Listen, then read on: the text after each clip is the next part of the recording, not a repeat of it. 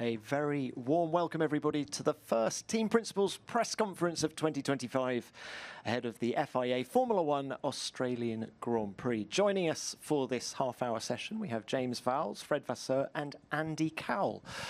Now, James, can we start with you, please? I know it's only FP1, but Carlos was quick in testing a couple of weeks ago. He's repeated it in FP1. Alex Albon is up there as well. Are you starting to believe in the FW47 and its potential?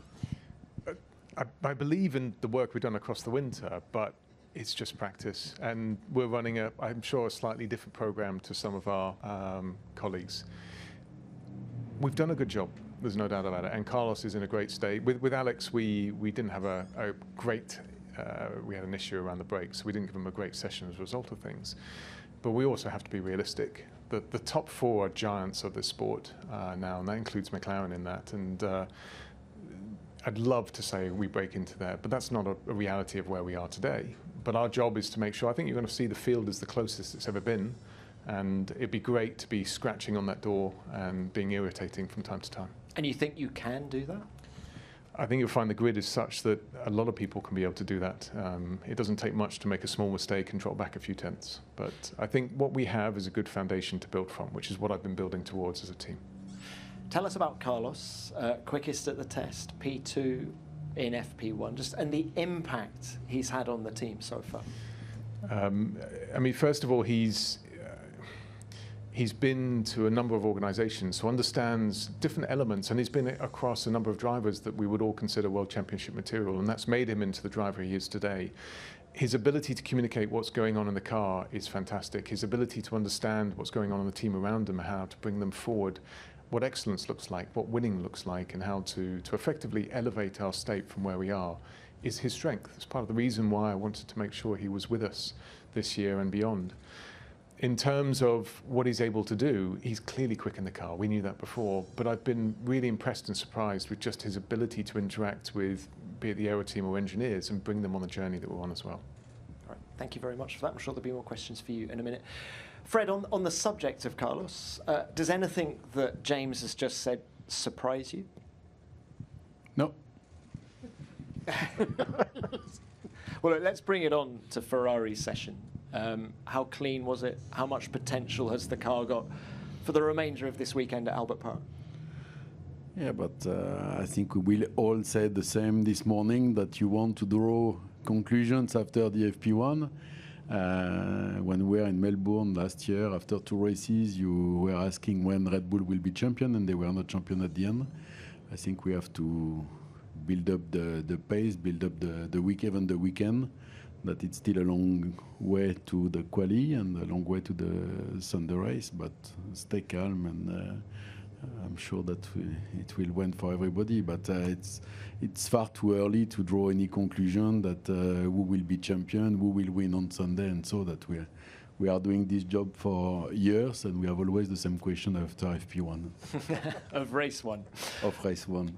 Fred, I asked James about Carlos. Can I just ask you about something Lewis said in here yesterday? He said this is the most exciting period of his life and that he's really enjoying it.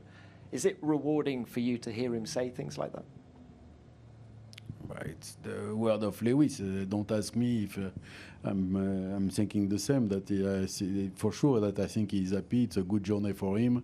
He enjoys what he's doing, and we enjoy to work with him. But you know that we are all in the same situation. That we all during the winter period we are all world champion. We are all best friends, and then you have the first quali, and we are back to the reality. But okay, now it's the start of the season, and we have to be focused on this. All right, look, thank you for that, Andy. We'll come to you now. Very different conditions here at Albert Park compared to Bahrain a couple of weeks ago. Just how is the car performing here, and what's your potential for the rest of the weekend, do you think? Yeah, Bahrain provided a good backdrop for doing lots of experiments, although the weather, got in the way a little bit. And we've crunched all the data, worked out what the best setup is, best setup for this track. But then again, this morning we were doing a few experiments across the cars. did manage to run both tyres. I guess everybody lost a little bit of track time because of a couple of red flags, and just trying to get ourselves ready for qualifying in the race. Let's talk about something that's just happening at Silverstone. The new wind tunnel is on stream, I think, as we speak. Tell us about the advantages that gives you that you weren't getting using the Mercedes tunnel before. Yeah, it's been a big project. Lots of people working on it, so it's great to see it's now our nominated wind tunnel and doing development work. And it's got some great technology in it. Great technology in the measurement systems and within the model that goes within the tunnel. And just having everything together in one location. You know, the aerodynamicists don't even need to put a coat on to go to the wind tunnel. They just walk through, whereas before it was loading the model into a van and down a bumpy dual carriageway and hoping it was still in the same condition when you took it out the van at the other end. So from a efficiency, but also the challenge that everybody has of trying to understand what goes on with the aerodynamics on track compared with a wind tunnel, compared with CFD, those three worlds that the aerodynamicists battle with. We believe that this new wind tunnel gives us greater understanding, greater mechanisms for understanding the flow physics of the streams going over the car.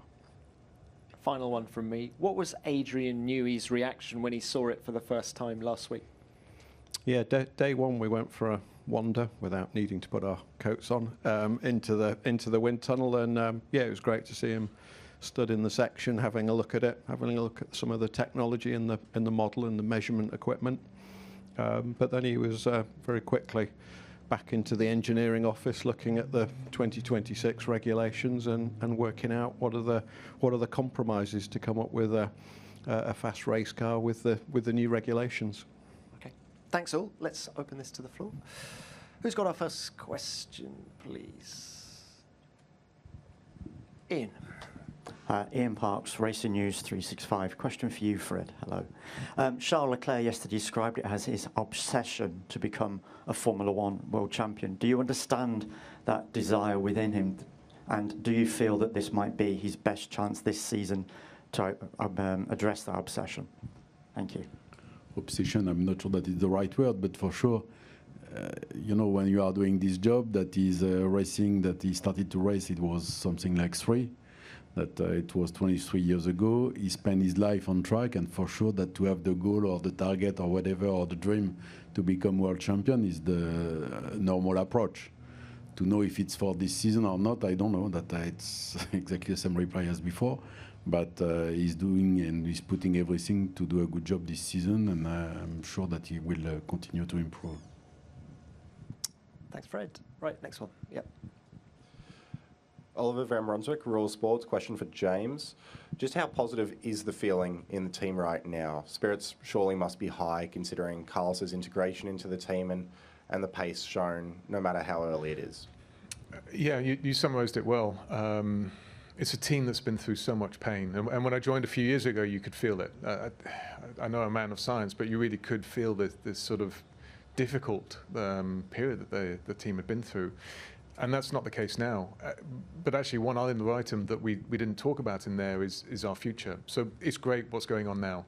This is what I would call almost low-hanging fruit that we're picking up along the way. There's some great things that are happening back in Grove that are more coming online across the next few years. And you can see it in individuals that it's just building this momentum and positive energy. And so what you see today is just a little bit of a fallout from it. But as Fred described, this is an FP1. It's great. It's nice to see, but it's an FP1. Let's wait till qualifying in the race and a few races in, which is also why I'll bring everyone to our future and the destination we're going towards. Thanks, James. Where are we going next?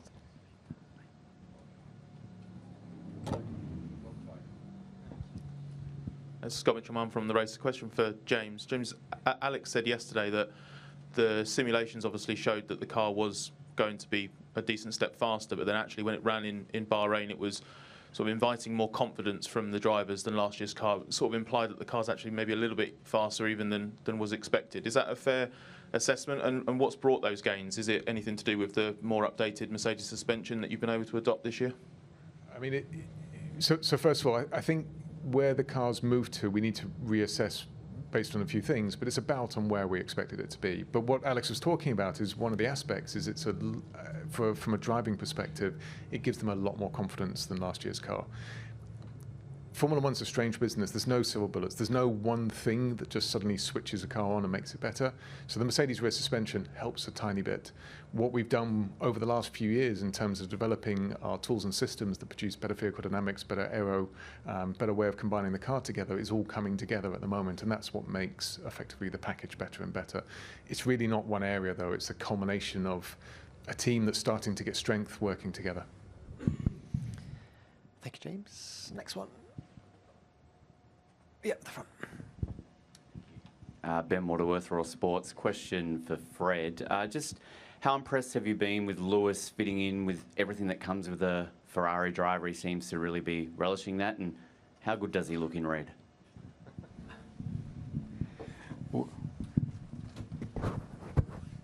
Sorry.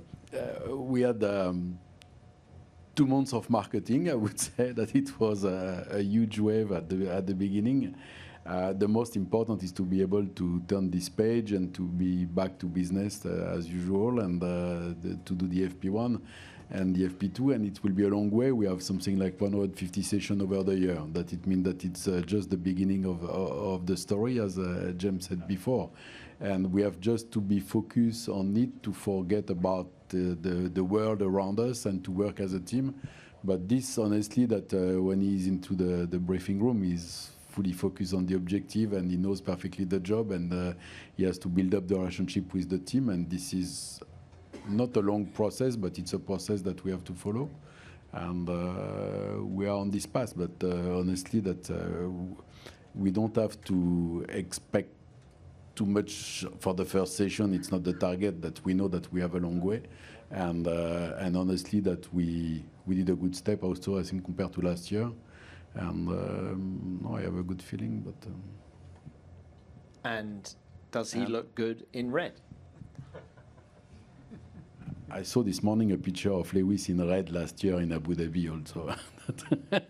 yeah, no, it looks tough, no? What? Different shade of red. All right, next one, please.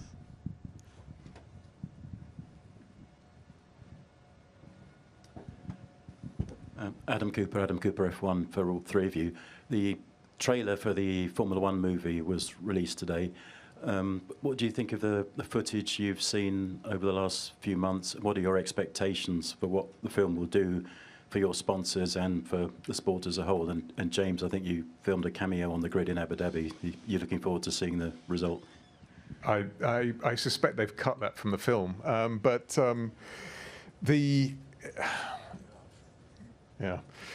for me, if you go and look what this has done, for example, an example would be Top Gun, and actually what it did in that example, it was enormous.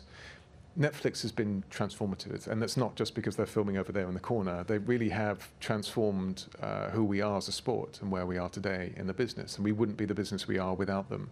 My opinion is that the film will open us to a different market and a larger market as a result of it, and that's why we're all excited by it. And from all the trailers and the bits I've seen, that they have been, especially when you sit there and watch what they're doing with it, they've been doing everything to not make it look as though there's another gear that they've been missing or an accelerator you can push harder.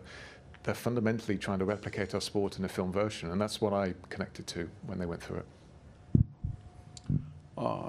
As James said, I think that I'm really convinced that Netflix helped us a lot over the last years, that if you come back to 2018, 19, F1 was absolutely not in the same shape. And Netflix helped us a lot in this journey, and I hope that this movie will be exactly the same story, because it's the best way for us to attract people to the F1 who are not focused on the F1 today. It's a new audience with much more female, much younger, and the same as what we had with Netflix, and this is the target. On the quality of the scene that I saw so far, it was something magic that it's good. I agree with these two chaps. I think the work that Netflix has done has made these two celebrities. I think when we look at the O2 launch as well, a different style of event, a different way of reaching people. So events, entertainment in addition to the 24 races that we have provides that opportunity to reach a different, broader cross-section of people. And it's the business that we're in. And so, yeah, completely support it. Andy, just specifically on the film? I'm looking forward to seeing it. I think there's a preview coming up that we're all going to go along and watch. Okay, speak to you after that. All right, next one, please. Riley Sullivan, Maxim Australia. Fred, you have Zhou Guanyu as your reserve driver at the moment. How important is it having a Chinese driver in this sport, especially ahead of the Chinese Grand Prix? And is the role of the reserve driver becoming more front-facing?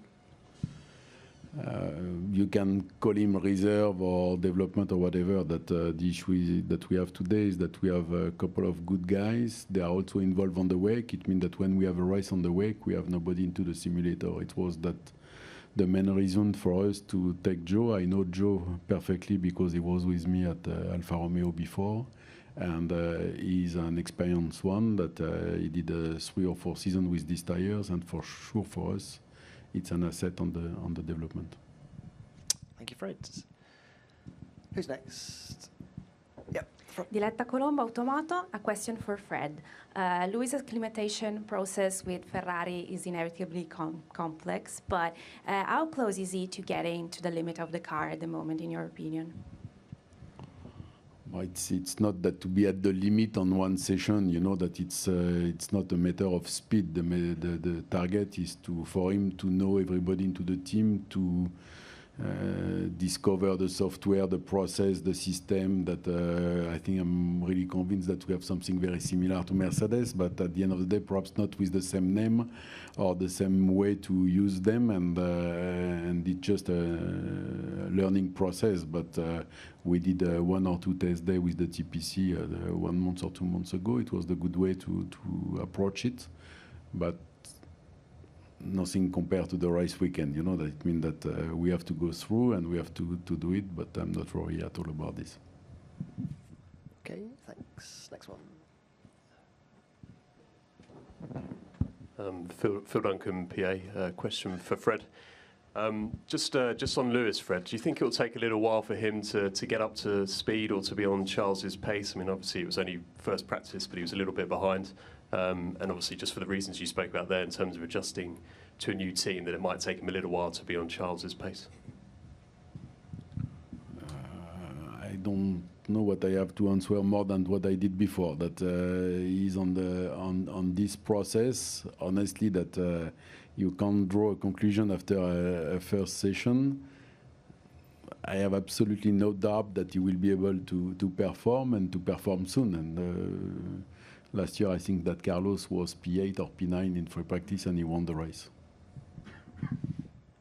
Thanks, Fred. All right, next one. Michael Doyle, ABC Sport. I have a question for Andy. You touched on earlier that Adrian Newey is already looking at the next year's regulations. As a team principal, can you describe the balancing act between making sure you have a competitive car this year, but also start next year on the front foot with a really good challenger? Yeah, that's a great question, and something that we're all balancing up.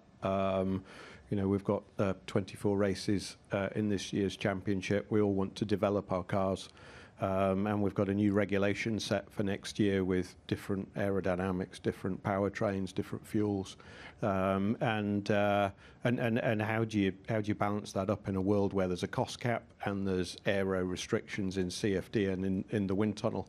So we've all got to take our judgment and work out what to do. Adrian joining brings a huge amount of experience and a great competitive mindset. And the choice that we've made at the moment is that Adrian's working on the 2026 car. He's putting a lot of effort into that and understanding that. Maybe when we've learnt where our car is, its strengths, its weaknesses, in the opening few races, he'll help come up with the odd development tweak for the 2025 car. But we're a team where we've got a new wind tunnel. We've got lots of other equipment within the factory, and we're trying to develop and build those tools so that they all fit together and build the team spirit, so that we're focused on creating the fastest race car we possibly can. Andy, will the date that you switch to 26 be influenced by 2025's Constructors' Championship position? I think for all three of us sat here on the sofa, the answer is yes to that. I think it depends where you are. If you're leading the championship, you'll put effort into winning the championship that you're in, and the viewpoint changes as you go down. We've got that. We've got new regulations, and we're taking the step to being a works team where we're creating all of the components ourselves and developing the power unit with Honda and sustainable fuels with Aramco. So there's a big jobs list to work on. Huge amount of effort going into it, lots of enthusiasm, great team spirit. But that's our challenge, and I guess everybody's in a slightly different position. Thank you for that. Next one. Where are we going? Question to Fred. Rodrigo França, Car Magazine Brazil. Fred, Lewis raced all his career in a British and a German team. So it's a long time for him to racing in teams that are different with the mentality of Ferrari. So how do you think he's adapting to the Italian way of racing, dealing with tifosi, the food, the life in Italy, in Maranello? Thank you. In F3 and F2, he was with the French team.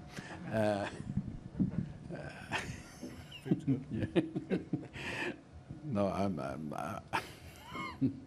I'm not sure that it's a drama to adapt yourself to the Italian food when you are coming from UK.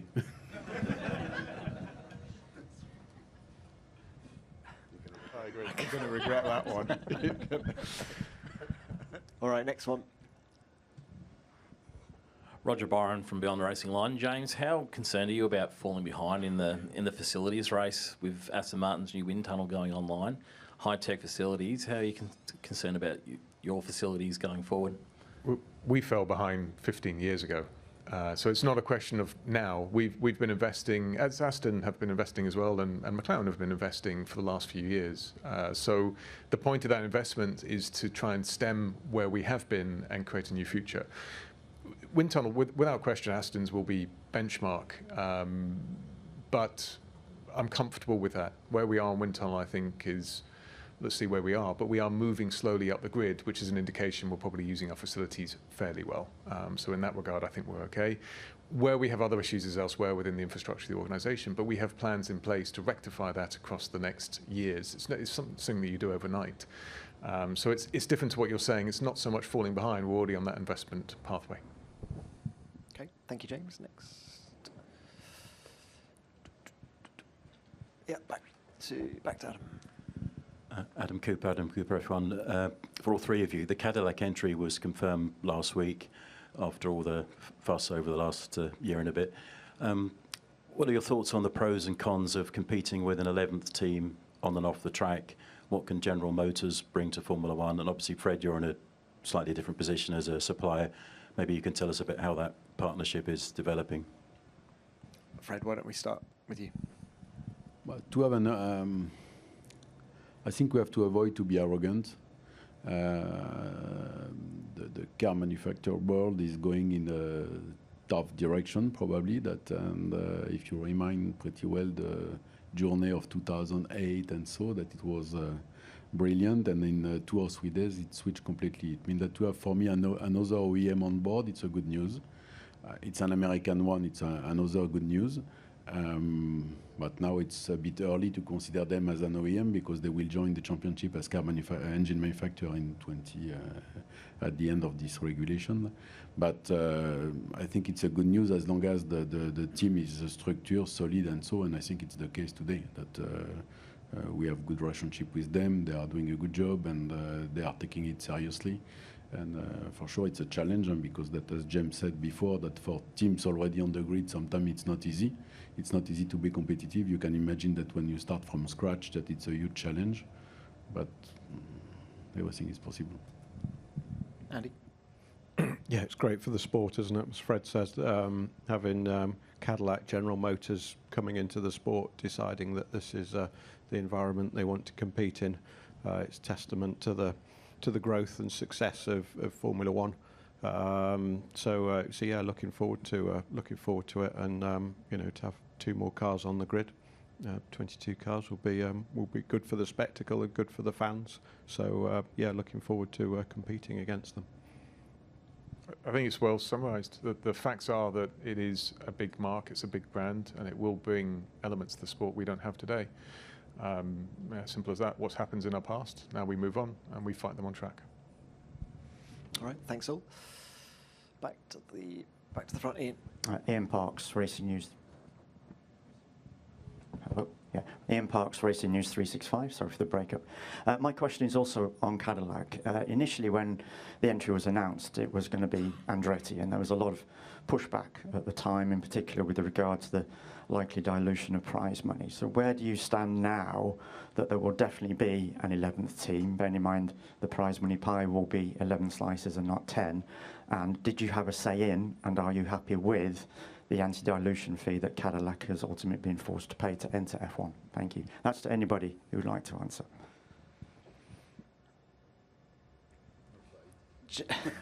James, give us your thoughts. As I sort of mentioned a second ago, what's happened is now behind us. Ultimately, it's down to Formula One to manage the entry and the teams in that regard. And part of that gets contained in a future Concorde. But my opinion of it is what it is ultimately. The difference to Andretti, to be really clear, is GM and Cadillac are major brands that bring with them huge amounts of accolade, and I think with them will bring the sport into a better place and more sponsorship that's involved with it. So just to explain the differential between what is Andretti and what is GM Cadillac, it always has complications. It's less so about actually the dilution, it's more that within the UK, I think you're now going to get 9 teams in a different form. So I think it will only be Ferrari that doesn't really have some sort of base in the UK. And the biggest thing is you have some really great talent, and GM are doing a good job of attracting it. So it's that's probably more of a bigger issue than anything else. Okay. Either of you two? Andy? It's what we said before. Really, it's great for the sport. GM, Cadillac. So it's a good news story, and let's just move forward. Let's look forward to competing with them, and big base in the UK. It's good for all the graduates that are coming out of motorsport degrees in the UK. They're going to get sucked up by all these teams that are growing.